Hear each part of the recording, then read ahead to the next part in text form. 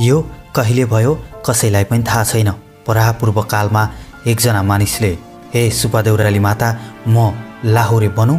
यदि म लाहुरे बने भने, यदि मैले पैसा कमाएँ भने म तपाईलाई कालो बोको र सुनको सिख्री चढाउँछु भनेछन्। उनी लाहुरे पनि बने, उनको मनोकामना पनि पुरा भयो, पैसा पनि कमाए। जब उनी घर फर्किए उनको मनमा अहमता आयो, मैले सुपा देउराली मातालाई सुनको सिख्री त के त्यो बाटो फर्केर पनि हिँड्दैन। जब त्यो कुरा सुपा देउराली मातालाई थाहा भयो, त्यसपछि लाहुरे घर हिँड्दै गर्दा सुपा देउराली माताले बीच बाटोमै लाहुरे र लाहुरेको बाकससहित उडाएर सुपा देउराली नजिकै रहेको विशाल पहाडमा टाँसिदिनु भयो अनि त्यो लाहुरे त्यही विलीन भयो।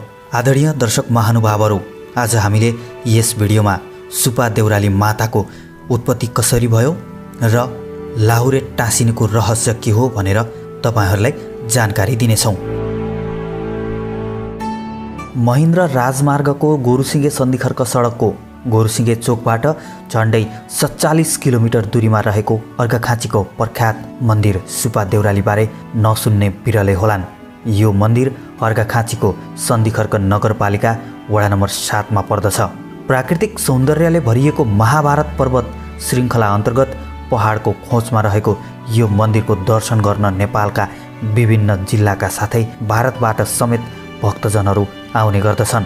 आफूले कामना गरेको भाकल पुरा भएपछि मन्दिरमा पूजा गर्न भक्तजनहरू यहाँ आउने गर्दछन्। पश्चिम नेपालमा रहेको यो मन्दिरमा विवाह गरेका नवजोडीहरू जीवन सफल बनाउनका लागि बिहे लगत्तै दर्शन गर्न आउने चलन रहेको छ। यो मन्दिरमा शनिबार भक्तजनहरूको व्यापक भिड लाग्दछ।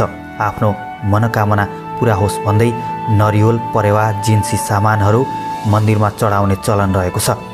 यहाँ आफ्नो भाकल अनुसार बलि दिने पनि चलन रहेको छ। 2042 सालमा मन्दिर निर्माण भए पनि परापूर्व कालदेखि नै पूजाआजा गर्ने शक्तिपीठको रूपमा सुपा देउराली चर्चित रहेको छ। यहाँ भाकल गरेपछि मनोकांक्षा पुरा हुने र भाकल अनुसार पूजा गर्ने चलन यहाँ छ।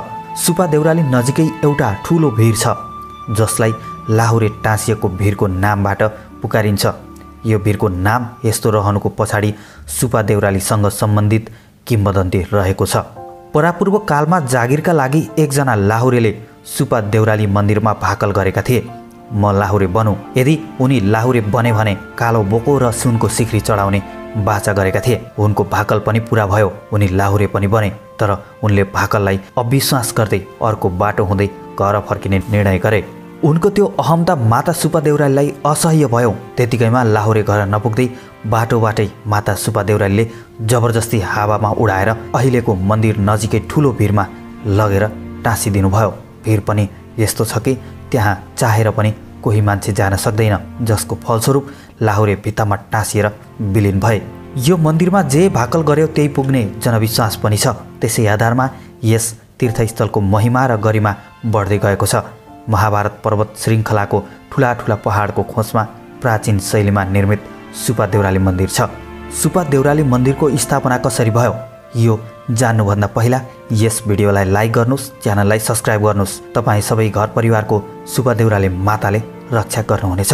यस सुपा देउराली मन्दिर परिसरमा भगवान रामकी पत्नी सीताले बनाएको चुलो, जाँतो, विभिन्न शिला समेतले यसको